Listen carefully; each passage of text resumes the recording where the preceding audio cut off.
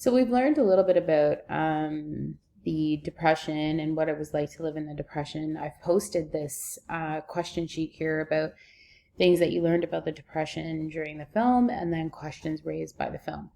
So I'll also see if I can put in course announcements a link to where you can watch the movie. But I wanted to go through a document that I had posted on your D2L.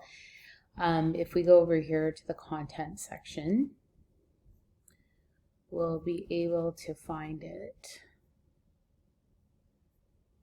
So if you look at the solutions to the depression, I've kind of revised it so that it's more independent and less in partners. However, if you have access to someone in class that you wanted to work with via an online platform, I'm completely fine with that.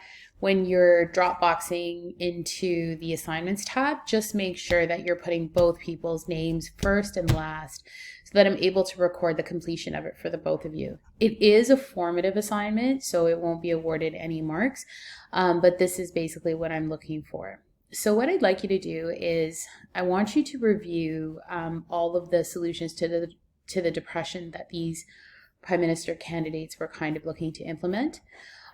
This is kind of a research starting point for you. So if you wanted to dig a little deeper, you're more than welcome to, but this is a formative assignment. I want you to select one of these prime ministers that you feel have the best social, political, and economic solutions to the depression that Canada was facing at the time. I want you to do a little bit of independent learning on these various solutions, what they included, and your particular prime minister and who you think was best suited for solutions to the depression. As we know, Bennett was the one who won. So you don't necessarily have to pick him, but you can pick someone that you think would have the best solutions.